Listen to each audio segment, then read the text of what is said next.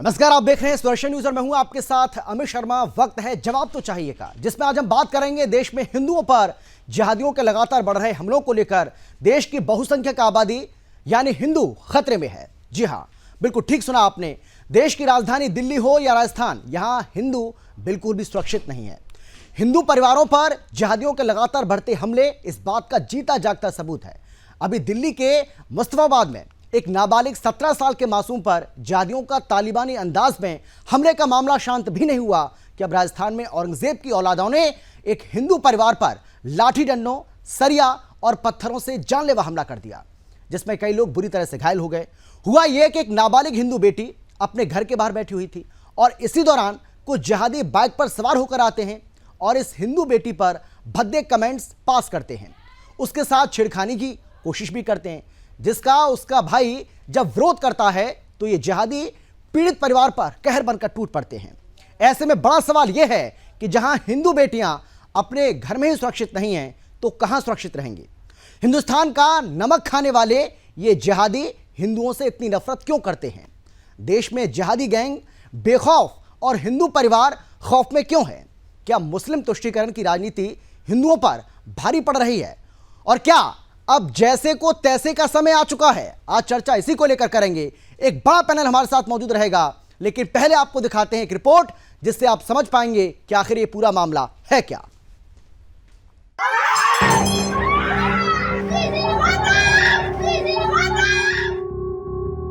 देश में हिंदू विरोधी ताकतें एक बार फिर अपना सिर उठाते हुए नजर आ रही हैं। देश में कई हिंदू लड़कियों को लव जिहाद का शिकार बनाकर उनकी हत्या की जा रही है। इतना ही नहीं, हिंदू परिवारों पर जानलेवा हमला कर उन्हें पलायन के लिए मजबूर कर दिया जा रहा है। हाल ही में दिल्ली के मुस्तफाबाद में कई जिहादियों ने एक नाबालिग हिंदू लड़के की चाकू से गोद कर हत्या करने की कोशिश की, लेकिन पड़ोसियों ने मौके पर छत से जिहादियों पर पत्थर बरसाकर हिंदू युवक को बचा लिया, जिसके बाद आरोपी जिहादियों पर ठीक से कार्रवाई भी नहीं हुई। और अब राजस्थान में जिहादियों का नंगा नाच देखने को मिल रहा है। राजस्थान में जिहादियों ने एक हिंदू परिवार को सिर्फ इसलिए निशाना बनाया क्योंकि जब ये जिहादी एक हिंदू नाबालिग बेटी के साथ छेड़छाड़ की कोशिश कर रहे थे तो लड़की के भाई ने इन्हें ऐसा करने से रोका और टोका, जिसके बाद जिहादियों ने इस पूरे परिवार पर जानलेवा हमला कर दिया। इस दौरान जिहादी सल्लू, उसका चाचा सलीम, कलीम, जुनैल समेत अन्य साथियों ने सरिया, पत्थर और डंडे से घर की महिलाओं पर भी वार किया।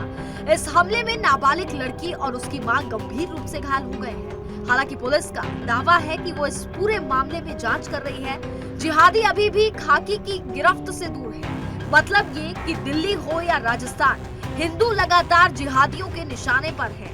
हिंदू बहन बेटियों को इज्जत बचाना मुश्किल हो रहा है। अब सवाल ये है कि हिंदुओं के इस देश में भाईचारे के नाम पर आखिर हिंदू कब तक इन जिहादियों का चारा बनते रहेंगे।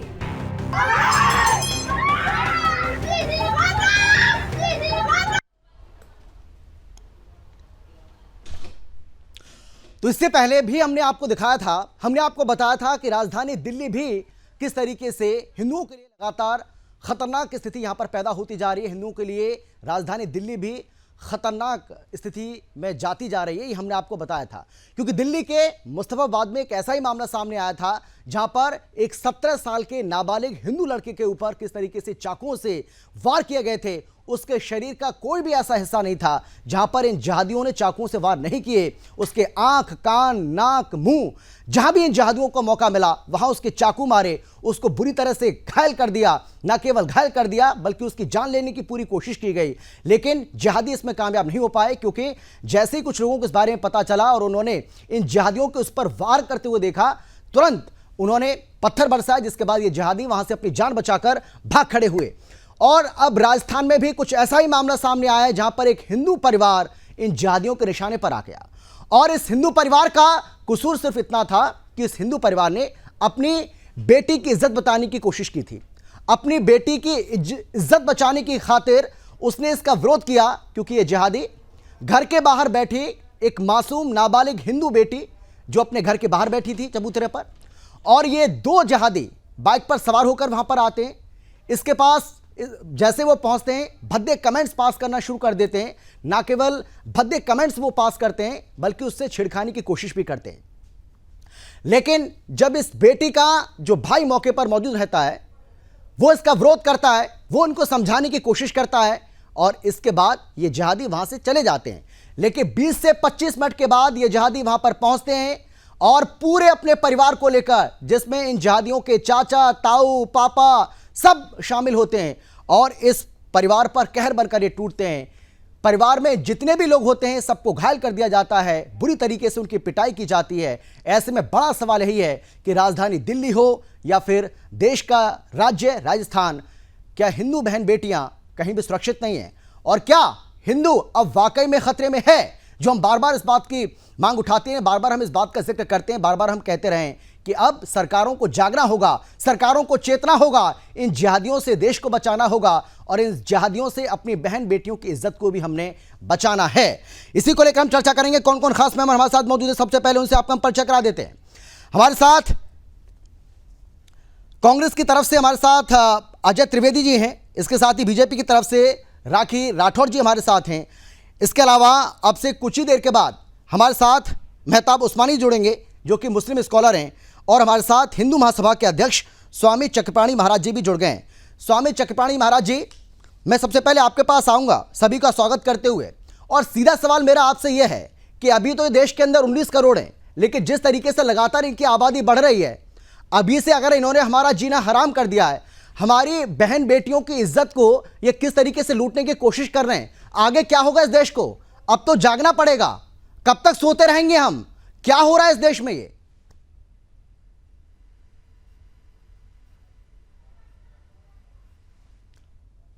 स्वामी जी, आवाज आ रही है आपको मेरी? सुन पा रहे हैं क्या आप? जी अब आ रही है। पहले कनेक्शन नहीं था, अब बताइए ना, बोलिए, अब आ रही है। जी जी, सवाल सुना मेरा आपसे आपने? नहीं, अभी नहीं सुना, आप बताइए। चक्रपाणी जी, सवाल सीधा है मेरा आपसे कि अभी तो ये देश के अंदर 19-20 करोड़ हैं, लेकिन जिस तरीके से लगातार इनकी आबादी बढ़ रही है तो हमारी बहन बेटियों की इज्जत को इनसे रखवाना तो बड़ा मुश्किल हो जाएगा। अगर अभी ये स्थिति है तो आगे चलकर क्या होगा? तो क्या ये माना जाए कि ये वेकअप कॉल है देश के लिए, देश की सरकारों के लिए? अब जागना होगा, हिंदू बहन बेटियों को इनसे बचाना होगा। राजस्थान में जो कुछ हुआ हम सबने देखा और आपको भी पता है। अमित जी, देखिए, पूरे देश में हालात बहुत ही खराब है और दुनिया का भारत ही एक ऐसा देश है जहां पे बहुसंख्यकों पे अल्पसंख्यक अन्याय कर रहे हैं। और आप देखिए कि लव जिहाद के नाम पे, जबकि हमारी हिंदुओं की संख्या ज्यादा है, लेकिन लव जिहाद कौन कर रहा है? अल्पसंख्यक कर रहे हैं। अपना नाम राजू गुड्डू बता करके हमारी हिंदू बेटी बहनों को अपने जाल में फंसाते हैं और फिर उसको बेमौत मार देते हैं, बुरी तरह से 35 टुकड़े कर जाते हैं। लेकिन आज तक एक भी बहुसंख्यक देश में हिंदू का कोई उदाहरण नहीं देगा कि कोई हिंदू जो है अपना नाम मुस्लिम रख करके और किसी शबाना से या किसी अन्य मुस्लिम बहन बेटी के साथ जाकर के उसने नाम बदल करके मुस्लिम नाम रख करके उसके साथ धोखाधड़ी किया हो। लेकिन एक नहीं, लाखों जिहादी मिल जाएंगे जिन्होंने हमारी हिंदू बेटी बहनों के साथ न सिर्फ उनका गलत इस्तेमाल किया बल्कि हत्या तक कर दी। केरल हाई कोर्ट को भी कहना पड़ा, लव जिहाद पे बोलना पड़ा। आज ये देश के लिए बहुत बड़ा नासमझ हुआ है। मैं केंद्र सरकार से कई बार निवेदन कर चुका हूं अपने पत्र के माध्यम से कि इसके लिए विशेष एक कानून कठोर बनाई जाए और इसके लिए ताकि जैसे 35 टुकड़े करने वाले हो तो इनके एक समय सीमा किया जाए कि 35 दिन के अंदर में इनको फांसी लगे। क्योंकि अगर ऐसे कड़े कानून नहीं बनते कि तय समय सीमा में उनको सजा हो तो ये जानते हैं कि कानून को जो है अनेक 2 पॉइंट खोज करके और वो बच जाते हैं, सालों पर तक, कई सालों तक उनके केस चलते हैं और बिरयानी तब तक खाते रहते हैं जेल में। तो ये और तब तक जो है अनेक और बेटी और बहनों के साथ इस प्रकार की जिहादी जो है करते हैं। और इसके पीछे सबसे बड़ी बात ये है कि अनेक संस्थानें हैं। आप जरा देखो कि मुस्लिम संस्थानें, जब एक मुस्लिम बहन या बेटी जो है गणेश जी की जब पूजा करती है, आरती करती है, तो यही दारू तुम उसके खिलाफ फतवा जारी कर देता है लेकिन आज तक हमारे एक तो नहीं हजारों लाखों बेटियों के साथ लव जिहाद करने वाले जिहादियों के खिलाफ एक बार भी इन्होंने फतवा जारी नहीं किया कि भाई जो इस तरह के कार्य करता है उसको इस्लाम से हम खारिज करते हैं। ऐसा कभी नहीं करते, क्योंकि उनका संरक्षण है, उनका समर्थन है। जब वो पकड़े जाते तो यही बड़े संस्थान उनको बड़े बड़े वकील करा देती है। तो ये बड़ा दुर्भाग्यपूर्ण है। मैं सरकार से निवेदन करता हूँ बार बार, यहाँ इस देश में नाम के बहुसंख्यक है, हमारी हिंदू बेटियों की रक्षा के लिए कानून बनाइए। और हिंदू से भी मैं अपील करता हूँ कि अब जागरूक और हिंदू को जागना पड़ेगा और सावधान रहना पड़ेगा, क्योंकि सिर्फ कानून से होगा, इसके साथ हमें जागरूकता लानी पड़ेगी, हमें अपने धर्म को जानना पड़ेगा, हमें अपने मंदिर को आत्मा को मजबूत करना होगा और बताए हुए जो निर्देशन है उसको मानना पड़ेगा। तभी धर्म की रक्षा करेंगे तो आपकी रक्षा होगी। बिल्कुल सही कहा आपने। अजय जी, मैं आपसे जानना चाहूंगा, क्या ये माना जाए कि राजस्थान सरकार की जो मुस्लिम तुष्टीकरण की राजनीति है उसी का खामियाजा राजस्थान में हिंदुओं को भुगतना पड़ रहा है और एक के बाद एक ये जिहादी हमले हिंदुओं के ऊपर हो रहे हैं? मैं आपका ये चैनल का जो ऑब्जेक्ट है मुझे ये क्लियर नहीं है जी। आप लोग जो क्रिटिक हुआ करते हैं लोकतंत्र के चौथे स्तंभ के रूप में, आपने पंथ विशेष के बारे में इस डिबेट को आयोजित किया है या राजस्थान के लॉ एंड ऑर्डर के बारे में, ये बताइए।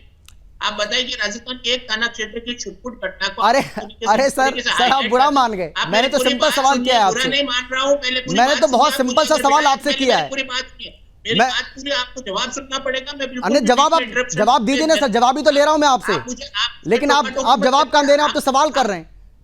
अच्छा ठीक है, जवाब दीजिए। प्रश्न करने के लिए जवाब दीजिए। बात कायम कर रहे हैं आप और मेरे बीच का संवाद है, न कि कोई आप जज है और मैं कोई आपका। अच्छा चलिए बोलिए आप। तो आपको किस तरह। अच्छा बोलिए आप मेरी बात सुनिए। हाँ। हम पंथ विशेष के बारे में बात कर रहे हैं या राजस्थान के लॉ एंड ऑर्डर के बारे में? अगर लॉ एंड ऑर्डर के बारे में बात कर रहे हैं तो राजस्थान लॉ एंड ऑर्डर के बारे में ऐसा सेंसिटिव मुख्यमंत्री के साथ में काम कर रहा है जिसने आज तक कभी भी कोई भी घटना हुई तो सबसे पहले आक्रामकता के साथ में उससे सहानुभूति दिखाई और चाहे उधर या चाहे कहीं और की टिकट 5-7 करोड़ के शहर के अंदर अगर एक आधी थाना क्षेत्र तो उसको पंथ विशेष के साथ में आप इस तरह से जोड़ के और दो समुदायों के बीच में जो सामाजिक सौहार्द हमारे देश अब राजस्थान के कोटा में जो मामला सामने आया है सर, चलिए अजय जी चलिए ठीक है, मैं सवाल को थोड़ा सा घुमा के पूछ लेता हूँ। मैं सवाल को थोड़ा घुमा के पूछ लेता हूँ, ठीक है? मैं तैयार हूँ। हाँ ठीक है, मैं ये जानना चाह रहा हूँ कि राजस्थान के कोटा में ये जो मामला सामने आया है, मतलब आप ये मान के चल रहे हैं कि इसमें कोई कम्युनल एंगल नहीं, आप ये कह रहे हैं क्या? और ये कहकर के आपको लगता है कि आप पल्ला झाड़ लेंगे और लोग मान भी जाएंगे इस बात को? राजस्थान की सनातन संस्कृति और ब्राह्मण जो है ना आदिकाल से वैदिक काल से रह रहा है। नहीं कोई शुरुआत मुझे आप ये बताइए, ब्राह्मणों को क्या बात करते हैं? मुझे आप ये बताइए, नहीं हमला करने वाले मुसलमान थे कि नहीं? उससे क्या ब्राह्मण चले जाएंगे क्या? आप और मैं ब्राह्मण? अजय जी हमला करने वाले मुसलमान थे कि नहीं? हमला करने वाले मुसलमान थे कि नहीं? आपने उस जिस परिवार पर हमला हुआ है वो हिंदू था कि नहीं? मैंने क्या गलत कहा सर? क्यों बुरा लग रहा है आपको? मानते हैं आपराधिक, आप इसको आपराधिक कृत्य की श्रेणी में मानते हैं, जिहाद मानते हैं? किसी भी आपराधिक कृत्य को आप जिहाद के रूप में कैसे परिवर्तित कर सकते हैं?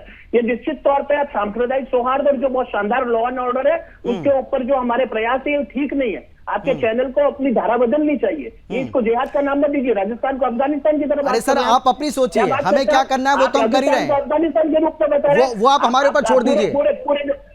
देखिए या तो आपके पास मेरे सवाल का जवाब नहीं है अजय जी, या तो आपके पास मेरे सवाल का जवाब नहीं है। आप उसका विश्लेषण करवा नहीं आपको नहीं सर, आपको अपने वोट बैंक की चिंता है सर, आपको अपने वोट बैंक की चिंता है और जैसे आपको अपने वोट बैंक की चिंता है ऐसे हमें हिंदुओं की चिंता है। अगर आप अपने वोट बैंक की चिंता कर सकते हैं तो क्या हिंदुओं की चिंता करने का अधिकार हमें नहीं है क्या? वही तो हम कर रहे हैं सर, आप अपना काम कर रहे हैं, हम अपना काम कर रहे हैं। आपकी बहन बेटी स्कूटी लेकर नहीं जाती क्या सड़क पे? मैं तो वही कह रहा हूं सर, अरे मैं वही तो कह रहा हूं सर। अरे वो हिंदू बेटी अपने घर के चबूतरे पर बैठी थी, अपने घर के बाहर बैठी थी, वो अपने घर के बाहर भी सुरक्षित नहीं है। और आप बात कर रहे हैं लॉ एंड ऑर्डर की, आप बात कर रहे हैं लॉ एंड ऑर्डर की, तो लॉ एंड ऑर्डर कहाँ सही है? लॉ एंड ऑर्डर भी तो सही नहीं है ना सर। आप मेरे साथ चलिए, मैं 1 लाख बच्चों को स्कूटी पे चलते रोज आपको बताता हूँ, हिंदू बच्चों को। क्या बात कर रहे हैं आप? कैसे सुरक्षित है? किस तरह की बात कर रहे हैं? ठीक है, आप ठीक है, क्यों बात करते हैं? राखी जी जवाब दीजिए, राखी जी जवाब दीजिए। और देखिए जवाबदेही आपकी उतनी बनती है, ठीक है आप सरकार में नहीं है। राखी जी मेरा सवाल सुन लीजिए, आप सरकार में बेशक नहीं है लेकिन जवाबदेही आपकी उतनी बनती है, आप विपक्ष में। सरकार को, प्रशासन को आपको इतना मजबूर कर देना चाहिए कि जिहादियों के खिलाफ ठोस कार्रवाई, कठोर कार्रवाई हो, यह आपका फर्ज भी बनता है। निश्चित तौर पे अमित जी, अभी जो हमारी जन आक्रोश यात्रा निकल रही है हर विधानसभा के अंदर, वो इसी क्रम में जिस तरह के सरकार राजस्थान के अंदर पिछले हम 4 सालों में देख रहे हैं, उनके जो काम है उनको ही लोगों के बीच में लेके जाना, ये हमारा जो है पार्टी कर रही है। अभी अजय जी बहुत नाराज हुए। 2 तरह की बातें हैं जो दोनों पे मैं स्पष्टीकरण देना चाहूंगी। पहली चीज, law and order. Ajay ji, अगर लॉ एंड ऑर्डर की बात करें तो राजस्थान जो है अब तक की वर्स्ट पोजीशन पर आ चुका है। महिला अपराध में लगातार 3 साल से एनसीआरबी की रिपोर्ट में हम टॉप कर रहे हैं, महिला उत्पीड़न में हम टॉप करते हैं। तो आप अगर लॉ एंड ऑर्डर की बात करेंगे तो आपके होम मिनिस्टर साहब जो है वो पूरी तरह से फेल है। दूसरा सवाल, आपने ये कहा कि किसी पंथ विशेष पे क्यों डिबेट रखी है, और उस पंथ विशेष पे डिबेट रखने का हमारे पास में वैलिड रीजन है। एक रीजन है कि तुष्टीकरण की जो राजनीति होती है हमारे राजस्थान के अंदर, उसी में इन अपराधियों के हौसले बुलंद हो रहे हैं। मैं आपको क्रमशः पूरा डेटा बताती हूं कि क्यों ऐसा हो रहा है कि लगातार जो एक्शन सरकार की तरफ से होना चाहिए वो एक्शन नहीं हो रहा, और इसीलिए अपराधियों के हौसले बुलंद हो रहे हैं। आप बताइए, करौली जो दंगे हुए, उस दंगे में जो मेन एक्यूज था मतलूब अहमद, अभी तक जो पुलिस है उसकी अरेस्ट से बाहर है। छबड़ा राइट के अंदर जिसने एक हिंदू व्यापारी का गला काट दिया, वो सीएम साहब के घर पर इफ्तार पार्टी में पहुंच जाता है। आप सोचिए, अगर इस तरह के जोधपुर में जब घटना हुई तो चीफ मिनिस्टर साहब ने ये स्टेटमेंट दिया, छोटी मोटी घटनाएं होती रहती हैं। जोधपुर जो हमारे राजस्थान का लगभग सबसे शांत प्रदेश के रूप में, शांत एरिया के रूप में उसकी हम बात करते हैं, जोधपुर के अंदर जब इस तरह की घटनाएं होती हैं जहां हिंदू मुस्लिम रॉइट होते हैं और रात को होने के साथ साथ सुबह भी हो जाते हैं, तो निश्चित तौर पे पुलिस प्रशासन की लापरवाही रही, सरकार की तरफ से कहीं ना कहीं इच्छा शक्ति की कमी रही, और इसीलिए ये रॉइट्स लगातार होते हैं। पुलिस का उनके ऊपर प्रोटेक्शन है। करौली हिंसा में तो पूरा बकायदा वीडियो आया है जिसमें पुलिस ने प्रोटेक्शन किया है, अरे हो गया अब जाओ भाग जाओ, हो गया, बहुत पत्थरबाजी हो गया। तो इस तरह से पुलिस अगर प्रोटेक्ट करेगी अजय जी, तो निश्चित तौर पे इस तरह की घटनाएं होंगी। और विपक्ष के रूप में कल ही हमारे सांसद साहब ने एक प्रेस कॉन्फ्रेंस करके सरकार को चेतावनी दी है। हम सड़क से लेकर के सदन तक इस विषय को लगातार उठाते रहे कि जो तुष्टीकरण की राजनीति लगातार चल रही है उसकी वजह से प्रदेश की जनता जो है वो परेशान है, और सिर्फ अपने वोट बैंक की राजनीति के चक्कर में, मुझे लगता है, मेरा निवेदन है हमारे राजस्थान के होम मिनिस्टर साहब से कि एटलीस्ट जो अपराधी हैं उनके लिए तो तुष्टीकरण ना करें। जो अपराधी है वो अपराधी है, उस पर स्ट्रॉन्ग एक्शन लीजिए जिससे लॉ एंड ऑर्डर भी सुनेगा। मेरी बात का जवाब और दीजिए। आप एक बात बताइए अजय जी, एक बार मेरी बात सुन लीजिए। अजय जी, एक मिनट पेशेंस रखिए। जैसे लॉ एंड ऑर्डर की स्थिति है ना, वैसे डिबेट में मत कीजिए। ऐसे ही जो आपने घटिया लॉ एंड ऑर्डर कर रखा है ना राजस्थान में, वैसी हरकत यहाँ नहीं करें प्लीज, आपसे निवेदन है। तो बात यह है कि ना तो तुष्टीकरण के लेवल पर हम कोई काम कर पा रहे हैं, हम लगातार जो है बचा रहे हैं उन अपराधियों को जिनकी जाति देख करके सरकार जो है उनको बचाती है, उन पे एक्शन नहीं लेती। सीएम हाउस के अंदर अगर कोई अपराधी पहुंच जाता है तो आप समझ सकते हैं कि किस हद तक राजस्थान सरकार में उनको प्रोटेक्शन मिलता है। दूसरी बात, लॉ एंड ऑर्डर की स्थिति तो खराब है अजय जी, तो मानिए इस बात को कि सरकार फेल है आपकी। अमित जी इस तरह से डिबेट नहीं करती मैं। अमित जी, अजय जी को चुप कराइए। एक एक करके बोलिए, एक एक करके बोलिए, आप लगाते हैं अजय जी को। मैं अजय जी आ रहा हूँ आपके पास। अजय जी उनको, अजय जी जैसे की बात आप बोले मैं बीच में नहीं बोली ना आपके सर। सर क्या तरीका है आपको मेरी बात गलत बात। सड़क से चौगड़िया मिलता है। मेरा निवेदन आपसे ये है, आपको सहानुभूति नहीं होती चौगड़िया में हिंदू परिषद, ये तरीका गलत है। एक एक करके इनको चुप करवाइए। अजय जी मैं आ रहा हूँ आपके पास। अजय जी की बात करते हैं, सारे के सारे हिंदू संगठनों को बीजेपी ने। अजय जी जब आपसे सवाल किया था आप जवाब दे नहीं पाए थे और आप बीच में बोल रहे हैं। मैं आ रहा हूँ आपके पास, आ रहा हूँ मैं आपके पास। आप आरोपण करेंगे तो उसका जवाब तो लेना पड़ेगा। अच्छा ठीक है, मैं आ रहा हूँ। ठीक है, जैसे उनको अपनी बात पूरी करनी दीजिए, जैसे उनकी बात पूरी होती है मैं आता हूँ आपके पास। पढ़े मिले उनको दर्द नहीं जाएगा। अच्छा ठीक है अजय जी आप राखी जी बोलिए, बोलिए। देखिए, कन्हैया लाल की हत्या हुई उदयपुर के अंदर।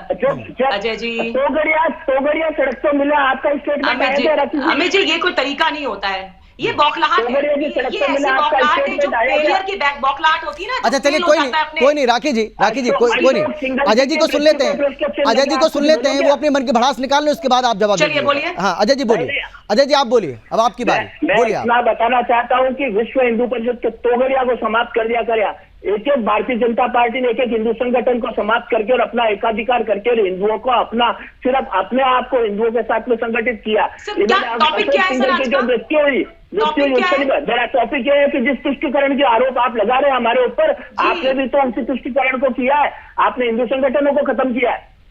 आपके पास जवाब है सर? ऐसे बेबुनियाद बातें नहीं करें अजय जी। आप बताइए, लॉ एंड ऑर्डर की स्थिति में बात करो। राजस्थान में लॉ एंड ऑर्डर की स्थिति में बात कीजिए। लॉ एंड ऑर्डर क्या कंट्रोल में आ गया उसमें बताइए।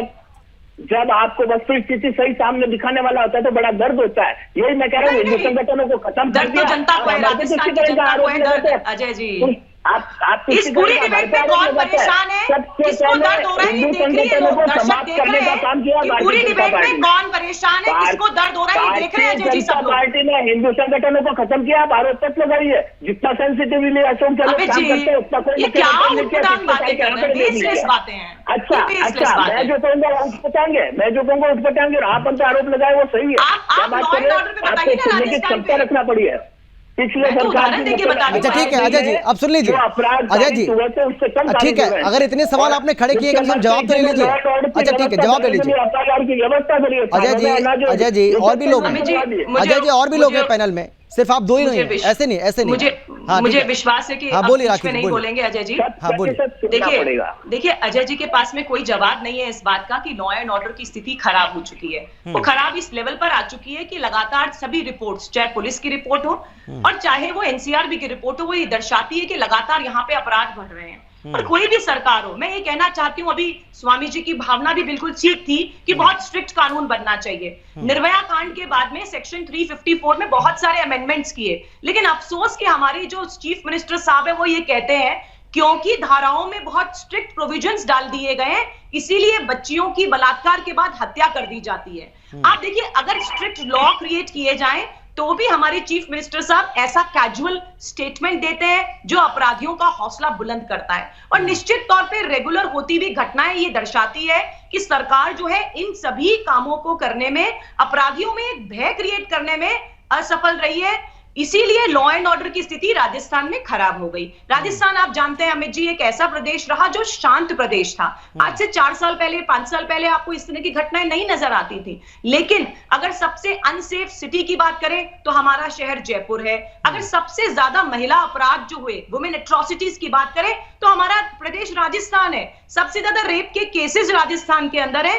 इन आंकड़ों को कैसे झुटलाएंगे अजय जी और कांग्रेस की सरकार के प्रतिनिधि? चीफ मिनिस्टर साहब ने 4 साल सिर्फ अपनी कुर्सी बचाने का काम किया है। उन्होंने लॉ एंड ऑर्डर की स्थिति जो होम मिनिस्टरशिप उनके पास थी उसका पूरा काम नहीं किया। और अजय जी भी इसका जवाब नहीं देंगे कि यहाँ लॉ एंड ऑर्डर, आप देखिए गैंग वॉर हो रहा है। आप देखिए अमित जी, बाहर से जो यूपी से, आसपास के राज्यों से जितने भी गैंग्स थे वो राजस्थान को एक सेफ स्पेस समझ रहे हैं और वहां से यहाँ आ रहे हैं। आप सुबह मूसेवाला का जो मेन अक्यूज था वो भी यहाँ पकड़ा गया, एक शूटर पकड़ा गया, अभी एक गैंग वॉर सीकर के अंदर यहाँ के हिस्ट्री शीटर की हत्या कर दी गई। तो इस तरह की घटनाएं लगातार हो रही हैं। तो तुष्टीकरण के साथ साथ लॉ एंड ऑर्डर की स्थिति भी खराब है, जिसको एड्रेस करने की जरूरत है। अजय जी एक्सेप्ट कीजिए, माफी मांगिए राजस्थान की जनता से और काम कीजिए अब। ठीक है, आपको नकार रही है जनता, चिंता करिए। सरदार शहर में बहुत बुरी कदर से हार गए।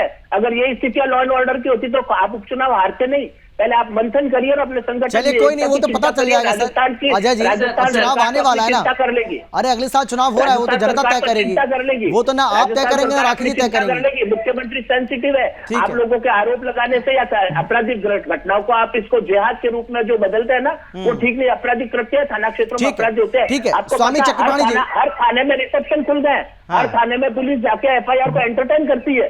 अरे सबसे ज्यादा केसेस दर्ज हो गए सर थाने में महिलाओं के, महिला अपने आप को आग लगा लेती है। मैं जिस क्षेत्र में रहती हूँ वैशाली नगर के अंदर महिला ने ये किया, थाने में आग लगा दिया, सुनवाई नहीं हुई। सरकार नकारा नहीं है, रिसेप्शन खोले ग्राउंड पे आके सरकार ने क्या किया, हर थाने में एफआईआर होनी चाहिए। आपके समय में कार्यकाल में अच्छा चलिए ठीक है, पुलिस वाले ठीक है। लेकिन स्वामी जी कार्यकाल को भाई देखिए, मैं अगर कोई सवाल कर रहा हूं तो बुरा लग रहा है अजय जी को, और उनको बुरा लग रहा है, स्वाभाविक है। लेकिन सवाल ये है स्वामी जी, ठीक है मैं आता हूँ, राखी जी आ रहा हूँ, राखी जी मैं आ रहा हूँ आपके पास। लेकिन स्वामी जी, भाई हिंदुओं से ये लोग कितनी नफरत करते हैं, इसका जीता जागता प्रमाण तो ये भी है। इस खबर को अगर आप ठीक से देखेंगे और पढ़ेंगे, उन तस्वीरों को देखेंगे, तो जहां पर ओम लिखा हुआ है वहीं पर इस वारदात को अंजाम दिया गया है और उसको नुकसान पहुंचाया गया है, और फिर कहते हैं कि इसको क्रिमिनल एंगल क्यों दिया जा रहा है। स्वामी जी, सबसे बड़ी दुर्भाग्य की बात यह है कि हमें बड़ा अगर जो हम थोड़ा सा भी अगर मानवता की दृष्टि से भी देखें तो उसको हम कोई भी ये नहीं कहेगा कि एक सामान्य ये अपराध है, एक साधारण अपराध तो नहीं है, वो एक सोची समझी एक जिहाद है। और उनके अगर अपराध सिर्फ होता तो अपराध में कोई उसको बेटी को या बहन को जबरदस्ती उसको धर्मांतरण नहीं करा देता। आप देखो ना उत्तर प्रदेश में किस प्रकार से मूक बधिरों तक को जो है ब्रेन वॉश करके उसको स्लीपर सेल बनाया जा रहा था, वो पकड़े गए कितनी की संख्या में। और इसी प्रकार से हर जगह है। सवाल यह है कि कई विपक्ष की बीमारी यह है, विपक्ष में खासतौर से कांग्रेस पार्टी की, कि वो बीजेपी से लड़ते लड़ते वो हिंदुओं से लड़ने लगती है, बीजेपी से लड़ते लड़ते वो राष्ट्र से लड़ने लगती है, मोदी जी से लड़ते लड़ते वो भगवान राम से लड़ने लगती है, भगवान राम को काल्पनिक कह देते हैं। तो ये बड़ा दुर्भाग्यपूर्ण है। अरे भाई जो सही है समझिए, ये जिहादी न बीजेपी कांग्रेस को पहचानेंगे, इनका ये आप या हम सब स्वीकारेंगे इनके लिए। इसलिए ये जरूरी है हमें इनसे जितना हो सके हमें इनके लिए कठोर कानून और कड़े कानून बनाने के लिए हमें जी या केंद्रीय स्तर से हमें ये पार्टी पॉलिटिक्स से ऊपर उठ करके हमें समस्त राष्ट्र की समाज की चिंता करनी पड़ेगी। अभी आप जरा सोचो कि अभी मात्र वो कुछ है, यानी कि बहुसंख्यक अभी हिंदू है और अब संख्यक में वो है, तब ये हाल है। 100 करोड़ हिंदू है, अब 20 करोड़ करीबन वो है, तब ये हाल है। जिस दिन वो बराबरी पे आ जाएंगे तो क्या होगा। तो इसलिए अजय जी हो या राखी जी हो या स्वामी चक्रपाणी हो या अमित जी हो, ये सबके लिए खतरा है। इस देश में रहने वाले हर व्यक्ति के लिए खतरा है। इसलिए देश के लिए जरूरी है कि इन जिहादियों को कुचलने के लिए कठोर कानून प्रदेश स्तर पे बने और केंद्रीय स्तर पे। ये पार्टी पॉलिटिक्स की बात नहीं है। हमें तो चिंता होती है चाहे कोई भी बेटी के साथ धोखा हो, बहन के साथ धोखा हो, चाहे और लोगों के साथ इस प्रकार से हिंसा हो, तो इससे बड़ा कोई चीज नहीं है। उसके पीछे इनकी पूरी ब्रेन वॉश किया जाता है। आप देखो ना पीएफआई ने कैसे 2047 में गंगा हिंद बनाने का सपना देखा है। आप देखो किस प्रकार से उन्होंने ट्रेनिंग अपनी शुरू कर दी थी, जाकर के उस पर प्रतिबंध लगा, लेकिन अब धीरे धीरे उनके पाप निकल करके आ रहे हैं कि कहां ट्रेनिंग, कैसे कैसे ट्रेनिंग दिया। तो ये बहुत समझने वाली बात है। इस जिहाद से किसी भी प्रकार के राजनीतिक लाभ कोई लेना चाहे नहीं मिलने वाला, बल्कि देश का नुकसान होगा।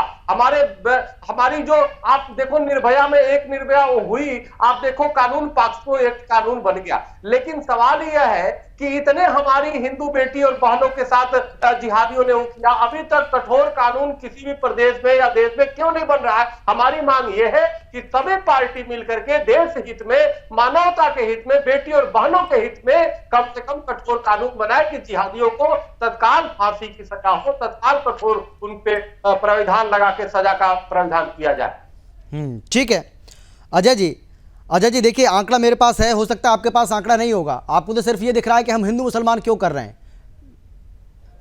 आप बताइए क्या कह रहे हैं। हाँ, मैं ये कह रहा हूं कि आंकड़ा मैं लेकर बैठा हूं, मेरे पास आंकड़ा है कि सांप्रदायिक हिंसा की घटनाएं कितनी आई हैं, कितनी हैं राजस्थान में, और जब से आपकी सरकार आई है खासतौर पर किस तरीके से इनमें बढ़ोतरी देखने को मिल रही है। लेकिन आप इस बात को स्वीकार नहीं करेंगे और फिर आपको बुरा लगेगा। भाई आप बहन बेटियों की कितनी इज्जत करते हैं, इस बात का प्रमाण तो यही है ना। मैं अपने एक्सप्लेनेशन दूंगा तो बुरा लगने की क्या बात है। उस एक्सप्लेनेशन को आप एक्सेप्ट अरे आपकी सरकार में एक मंत्री, आपकी सरकार में एक मंत्री है, उनके ऊपर क्या आरोप लगे हैं आपको पता होगा। जब आप कहते हैं ना कानून व्यवस्था की बात, आपको सब पता है। आप है ना जो इस डिबेट में मेरे को इतना सी बता दीजिए कि लॉ एंड ऑर्डर में हर थाने में जो रिसेप्शन खुल गए और एफआईआर जिस तरीके से होने लगी है उससे आंकड़े बढ़े हैं। ये तो खुशी की बात है कि सेंसिटिव होकर पुलिस मुकदमे दर्ज करने लग गई ताकि अपराध की संख्या घटे। और नहीं तो मामले बढ़ रहे हैं तभी तो एफआईआर बढ़ रही हैं। इसका मतलब मामले बढ़ रहे हैं तभी एफआईआर बढ़ रही हैं। आज राखी जी इतना भाई अपराध हुआ है तभी एफआईआर हो रही है। बिना अपराध के कहां एफआईआर होती है बताइए ना मुझे जरा। बिना अपराध के कहीं एफआईआर होती है क्या? पुलिस थाने तो बनाए इसीलिए गए ना, पुलिस थाने तो बनाए इसीलिए गए ना। आपको तो इसको अप्रिशिएट करना चाहिए कि राजस्थान में जिस तरीके से सेंसिटिव होकर प्रशासन काम करने लगा है, आप एप्रिशिएशन की जगह उसको मुस्लिम तुष्टिकरण में बदल देते हैं। और मेरा एक छोटा सा प्रश्न, अच्छा क्या कार्रवाई हुई है इस मामले? नहीं आप सर ठीक है, अरे मैं तो चलिए मान लेते हैं इसको, मान लेते हैं थोड़ी देर के लिए। अजय जी आप बात सुनिए ना पहले, चलिए थोड़ी देर के लिए आपकी बात मैं मान लेता हूँ। डर दिखाया क्या? बजरंग दल अजय जी, खत्म हो गया, अजय जी, हिंदू महासभा खत्म हो गई, विश्व हिंदू परिषद खत्म हो गया, शिवसेना के फाड़ करवा दिए। आप एक बार सोचिए तो सही, हिंदू संगठनों को खत्म। अच्छा अजय जी क्या आपको ये जो मामला है, विचार करिएगा थोड़ा अजय जी, अच्छा आपकी सरकार ने क्या कार्रवाई की है? मेरी बात पे, आपकी सरकार की ओर से, राजस्थान पुलिस की ओर से इस पूरे मामले में क्या कार्रवाई की गई अब तक बताएंगे थोड़ा सा? पता है आपको, जानकारी है कुछ? इस राष्ट्र की सर्वधर्म संभाव की जो पता ही नहीं, कोई जानकारी नहीं आपको, ठीक है, उसके विरोध में आप बात मत करिए। आप पंथ निरपेक्षता से पंथ निरपेक्षता की बात करिए। सर आपने ट्रैक ही चेंज कर दिया क्योंकि आपके पास जवाब नहीं है। आप किसी दल विशेष के, आपके पास जवाब नहीं है, आपने इसलिए ट्रैक चेंज कर दिया। राखी जी बोलिए, राखी जी बोलिए। मैं जो थॉट के साथ बात कर रहा हूँ ना, उसको आप समझने की कोशिश करिए। राखी जल्दी से छोटा सा कमेंट आपका, ज्यादा अच्छी तरह से राखी जल्दी से। अमित जी मैं ये कहना चाहती हूँ कि सरकार की तरफ से जो भी एक्शन पुलिस लेती है, अल्टीमेटली एम ये होता है कि अपराध कम होने चाहिए। मैं तो कहती हूँ कुछ भी कीजिए लेकिन आंकड़ा कम होना चाहिए, जो घटना है वो कम होनी चाहिए। अभी अजय जी कह रहे थे कि हमने कंपलसरी एफआईआर दर्ज कराई, लेकिन एफआईआर दर्ज अगर आपने कंपल्सन शुरू भी कर दिया तो तरीका तो ये होना था ना कि कम होने थे अपराध, अपराधियों में भय क्रिएट होना था। तो जो पुलिस का स्लोगन है ना हमारे यहाँ पे, अपराधियों में भय और आमजन में विश्वास, वो बिल्कुल उलट हो गया है। अपराधियों में विश्वास है और आमजन में भय है कि मैं अगर पुलिस थाने चला भी जाऊंगा तो मेरी सुनवाई नहीं होगी, क्योंकि जो भी एक्शन सरकार लेती है वो रिजल्ट इंपॉर्टेंट है। अगर रिजल्ट अच्छा नहीं है तो आपका काम खराब होगा ही होगा। अब इन्हीं के कैबिनेट मंत्री विधानसभा में ये कहते हैं कि राजस्थान में तो रेप होंगे क्योंकि राजस्थान तो मर्दों का प्रदेश है। आपके चीफ मिनिस्टर साहब ये कहते हैं कि 56% केसेस फेक केसेस महिलाएं रजिस्टर कराती हैं। चलिए मेरे पास समय की कमी है। राखी जी आपका और महाराज जी आपका, इसके साथ ही अजय जी आपका बहुत धन्यवाद इस चर्चा में शामिल होने के लिए, अपनी बात रखने के लिए। लेकिन बड़ा सवाल यही है कि दिल्ली से लेकर के राजस्थान तक जिस तरीके से हिंदुओं पर, हिंदू परिवारों पर ये हमले लगातार बढ़ रहे हैं, ये हमले कब रुकेंगे, कब थमेंगे? क्योंकि हिंदुओं की आवाज़ इसी तरीके से सुदर्शन न्यूज़ लगातार बुलंद करता रहेगा। किसी को मिर्ची लगे तो लगे, हमें उससे कोई फर्क नहीं पड़ता है। फिलहाल इतना, एक छोटे से ब्रेक के बाद फौरन लौट रहे हैं। आप देखते रहिए सुदर्शन न्यूज़।